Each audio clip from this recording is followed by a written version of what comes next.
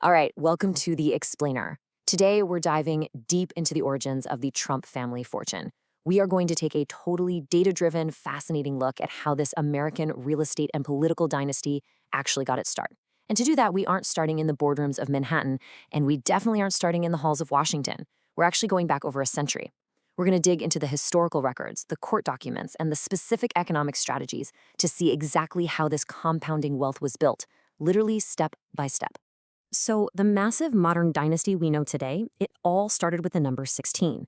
Back in 1885, a 16-year-old barber's apprentice named Friedrich Trumpf got on a steamship called the SS Eider in Bremen, Germany, and he headed for New York. He was fleeing his village in the Kingdom of Bavaria for one very specific reason. He hadn't completed his mandatory military service. It's crazy to think about, but this one isolated decision to dodge the draft and emigrate illegally is what set this entire family history in motion. He gets to America, anglicizes his name to Frederick Trump, and just starts cutting hair on the Lower East Side of Manhattan. But he didn't stay cutting hair for long.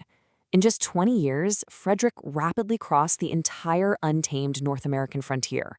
By 1891, he moves all the way across the country to Seattle. Then in 1898, he follows the Klondike Gold Rush way up north into Canada. And finally, by 1905, he heads back to New York to settle down permanently. So in a really short window of time, he's just crisscrossing the continent, constantly chasing the very next economic boom. Now, how did he actually make his money out there? Well, Frederick used a brilliant, incredibly specific economic strategy that we can basically call mining the miners. See, the Pacific Northwest and the Yukon were these wild, highly volatile, resource-driven economies. But Frederick didn't take the high-risk gamble of standing in a freezing river panning for gold. No way.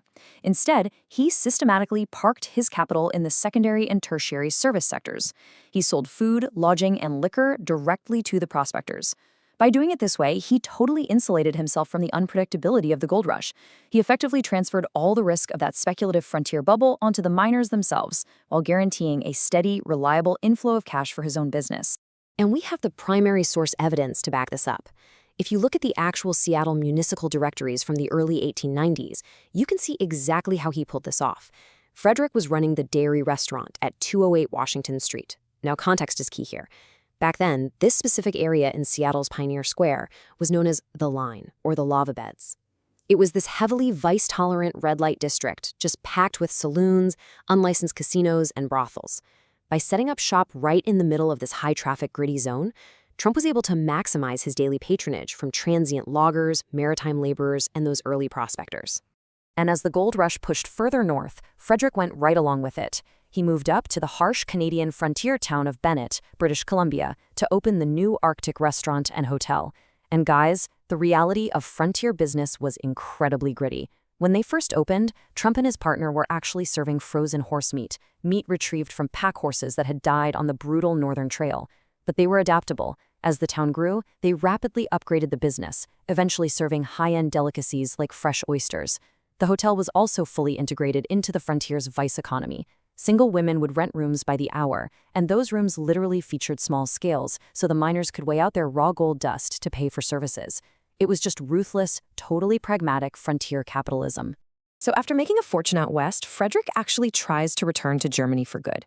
He marries a woman from his hometown, Elizabeth Christ. But here's the catch. The Bavarian government absolutely had not forgotten about his draft dodging. Even though he petitioned them to stay, he was deported in 1905, forcing the newlyweds back to America. But honestly, this forced return was an incredible stroke of serendipity.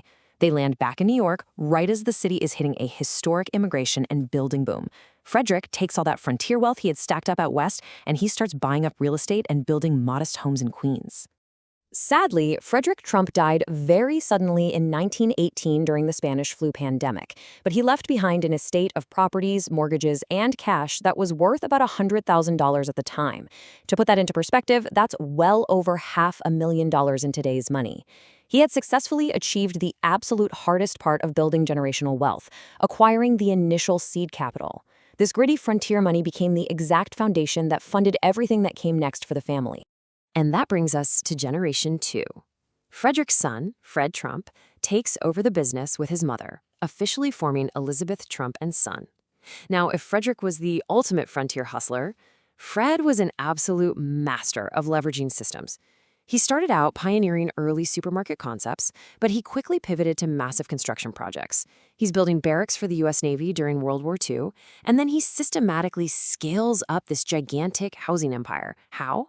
By expertly tapping into government-backed programs, specifically the post-war New Deal housing initiatives and the Federal Housing Administration. But of course, when you start playing the system at that kind of scale, you're going to draw some major scrutiny. In 1954, Fred Trump was actually investigated by a U.S. Senate committee. They were looking into alleged profiteering from these public contracts. The investigators specifically pointed to him as a prime example of builders exploiting FHA programs. They testified that he overstated his building charges for a project called Beach Haven by a staggering $3.7 million. Now, to understand the real human impact of this massive real estate empire, we actually have a wild historical crossover. One of Fred Trump's tenants at the Beach Haven Apartments was none other than the legendary folk icon Woody Guthrie. And Guthrie was sharply critical of Fred Trump's management practices. It bothered him so much that he actually wrote a song called Old Man Trump. In the lyrics, he accused his landlord of stirring up racial hatred in the blood pot of human hearts, which was directly calling out the racially exclusionary nature of those housing developments at the time. Ultimately, those management practices caught the attention of the federal government. In October of 1973, the Justice Department filed a massive civil rights lawsuit against Trump management. They alleged violations of the Fair Housing Act across their 39 buildings and roughly 14,000 apartments. According to the DOJ case files, the government used testers to build their case. White testers would go in and be consistently told about apartment vacancies. But when black testers went in, they were either told there were absolutely no vacancies, or they were intentionally steered to completely different apartment complexes that already had a higher proportion of racial minorities. As you might expect, the Trump family didn't just back down. They fought back incredibly hard. They retained the formidable defense attorney Roy Cohn and actually countersued the government for $100 million for defamation. Donald Trump, who was the company's president by this time, firmly viewed the ultimate outcome as a victory. He later wrote about it, saying, "In the end, the government couldn't prove its case, and we ended up making a minor settlement without admitting any guilt." So what was the actual objective legal outcome of all this? The case was settled in 1975 with a consent decree. And as Donald Trump rightly noted, it included absolutely no official admission of guilt. However, on the flip side, the Justice Department called it one of the most far-reaching settlements they had ever negotiated. The decree explicitly prohibited specific discriminatory practices moving forward, it forced the Trumps to place advertising in minority newspapers, and it mandated that they provide weekly vacancy lists to the New York Urban League for 2 years. Yet, through all the legal battles and controversies, that real estate machine just kept churning out massive capital. By 1976, Fred Trump was locking in the wealth for the third generation. He set up million-dollar trust funds for each of his 5 children and 3 grandchildren. So think about that trajectory. That initial grub stake, pulled from the mud and the rough saloons of the Klondike Gold Rush, had compounded through government housing programs and aggressive expansion into guaranteed million-dollar trust funds for the grandkids. Which leaves us with a really fascinating question to ponder. When we look back at this incredible century-long timeline, we have to ask ourselves, how much of this specific American dream was built on sheer, raw frontier grit? And how much was constructed by strategically leveraging government systems and bureaucracy? The origins of the Trump fortune show us that, in reality, they are deeply intertwined.